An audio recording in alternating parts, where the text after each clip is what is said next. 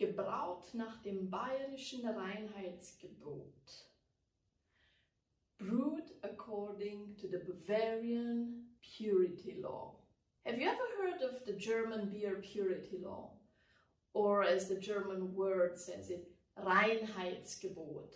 No, it's got nothing to do with Nazis or racism. Although when hearing the words purity and law and German in the same sentence, one might think that. But it's got everything to do with beer. Some consider it a cultural asset, and some consider it just a trick to sell more German beer. Some even write it on their beers, because, well, it's considered a cultural asset. What is this Reinheitsgebot all about? Let's find out. What's up, beer lovers and future beer lovers? I'm Alice from Beer Licking Good. I'm a beer sommelier based in Munich, Germany. Munich, the heart of Bavaria, the very homeland of beer. And today we are going to talk about the German beer purity law. But before I do that, just a small side note. I just finished a beautiful presentation about 5 important traditional Bavarian beers that you can get as a small present if you go to my website, link in the description below, and subscribe for my newsletter. Just a small gift. It's very nicely done, and I hope you will have a lot of fun of it when you download it from my site.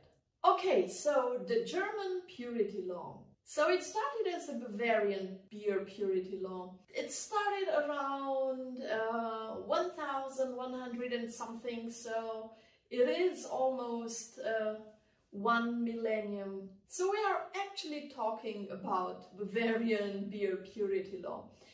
And all these beer purity laws, they were all around the country, because back then Germany was not like Germany today. It were small countries, small states, and Bavaria, a few cities in Bavaria all started this law about using only a few ingredients for beer. Because lawmakers saw that people were starting to die from drinking beer because brewers put in there everything, all sorts of herbs. Some of them were poisonous. The lawmakers decided to limit the amount of ingredients used in beer. And the Bavarian beer purity law limited these ingredients to water, barley malt, and hops. Some cities around Germany even forbade the use of hops because some had a monopoly on Grut, which was a beer brewed with a certain mixture of herbs, and because they had a monopoly on brewing Grut, they didn't want beer with hops to be imported in their cities because they wanted to make a lot of money. So there are a lot of different beer laws back then, but the beer purity law as we know it today has its written origins in the year 1516, when 2 dukes decided to make this law that only these 3 ingredients were allowed in beer making, and nobody was allowed to use any other ingredients in their beer. They would have been punished for it. And this law was issued because they wanted to regulate the price of beer so that everybody could have beer and could buy beer. It was like almost the only liquid that could be drunk back then, and people didn't get sick, because beer, you know, it's made through boiling, and the water wasn't that clean, especially in the cities. So beer was made through boiling, and thus it was sanitized, and thus it was the only liquid that was actually 100% safe to drink. Children also drank beer back then, and it didn't have that high an ABV, so yeah, children were taught to drink beer from a very young age back then. But this is where the German beer purity law originated, in Bavaria. But the name purity law, or beer purity law as you want to call it, Reinheitsgebot, this certain word was first used or found, a written record of this word was first found in 1918. So everything before were just laws about beer, but the true Reinheitsgebot originated 1918. And this one talked about using 4 ingredients for beer: water, barley, not even barley malt, hops, and yeast, because yeast was already discovered and people already knew that you need yeast to make beer. And yes, this is how the German purity law actually originated. So if people talk about the German purity law and cite the law from 1516, it is actually a law much younger. Why was this law reissued and reinforced? Well, as beer imports started to pour in, German beer brewers were a bit afraid to lose their monopoly of beer selling in Germany. As if you really need to be scared of that. Come on, it's German beer, so when it's about sharing a piece of the pie, people get scared. And that's why the German government decided that lagers or bottom fermenting beers are allowed to use only these 4 ingredients. A lot of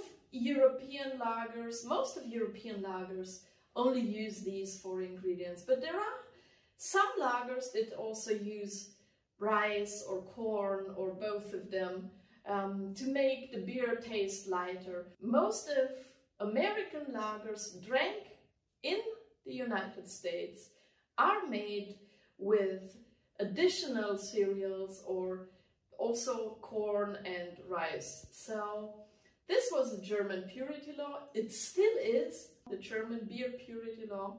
It still says that lager beers are only allowed to be brewed with these 4 ingredients: water, barley malt, hops and yeast. But this law also says that top fermenting beers or ales are allowed to use anything else, like even a pastry stout, which uses additional ingredients like nuts or caramel or maple syrup or fruit or whatever. These beers are also brewed according to the German purity law, because the German purity law only applies for lagers, not for ales. So technically speaking, my dark wheat beer here, Dunkles Weizen, it's an alcohol-free beer. I drink a lot of alcohol-free beer because I like to alternate my alcohol intake with less alcohol intake if possible. So my Dunkles Weizen alcoholfrei is also brewed according to the German purity law, although it has a big amount of wheat malt in it. So this law is, in my opinion, not fair at all, because if you make a purity law, it should also be issued for ales as well. Ales, as lagers, are also beers. So why should a law only apply to one sort of beer but not to the other? So this German purity law doesn't mean much, at least not for ales. But it means a lot for German lagers.